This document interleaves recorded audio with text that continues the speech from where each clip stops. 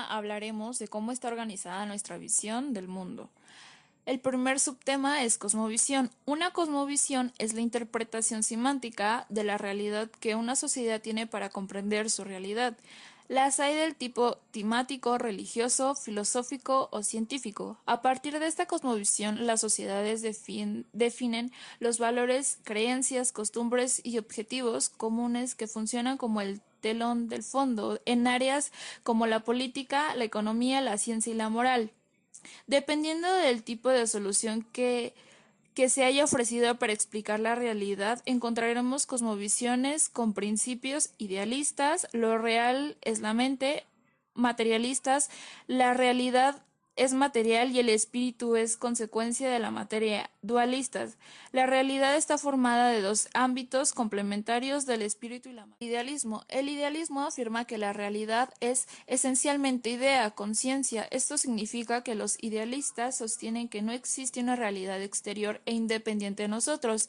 Todo lo que existe son las construcciones mentales que conforman el mundo que conocemos. A este tipo de idealismo se le llama idealismo ontológico. Sin embargo, hay otros tipos que, a pesar de compartir ciertas bases, tienen importantes diferencias. El idealismo subjetivista, el idealismo trascendental. Obedece al mismo impulso por buscar la verdad.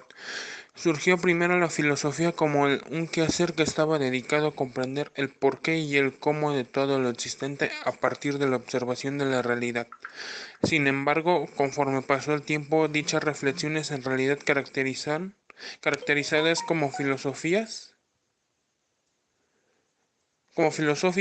se tornan cada vez más específicas de manera de que que hubo un momento en que fue posible diferenciar un tipo de procedimiento reflexivo del otro, el científico del filosófico. Poco después del Renacimiento se separan cuando el saber científico se convirtió en la forma más prestigiosa de obtener conocimiento.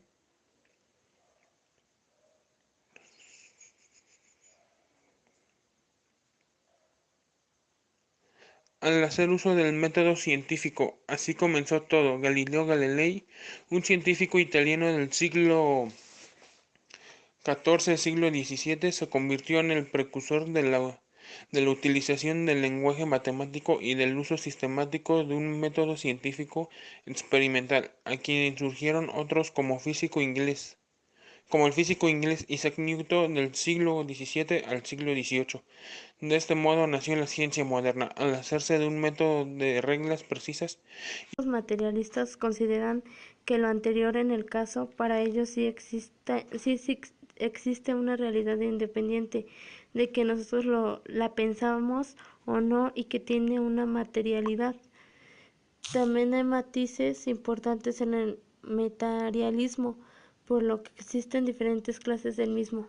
Algunas son el materialismo antimetafísico y el materialismo de carácter científico. U ontología es el estudio de la existencia y la naturaleza de la existencia en sí misma. Lidia con los problemas del ser. La filosofía política se dedica a investigar sobre los conceptos y la lógica detrás de las ideas políticas, los movimientos sociales, así como los sistemas de valores en las propuestas políticas y económicas. La ética se encarga de examinar las maneras en las que establecemos lo que es moralmente correcto y lo que no lo es. La estética se centra en el estudio de la percepción de la belleza y las formas de expresión del arte.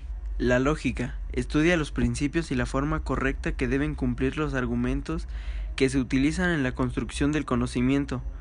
La epistemología, también conocida como teoría del conocimiento, se centra en el estudio del modo en el que los seres humanos generamos conocimiento a partir de reflexiones y de la relación con el entorno. Filosofía de la ciencia examina tanto la naturaleza de la ciencia como sus alcances de aplicación en la práctica para obtener así conocimientos válidos y confiables. Filosofía del lenguaje estudia la naturaleza del lenguaje y es el tipo de intercambio de información que se realiza a través de su uso cotidiano o institucional.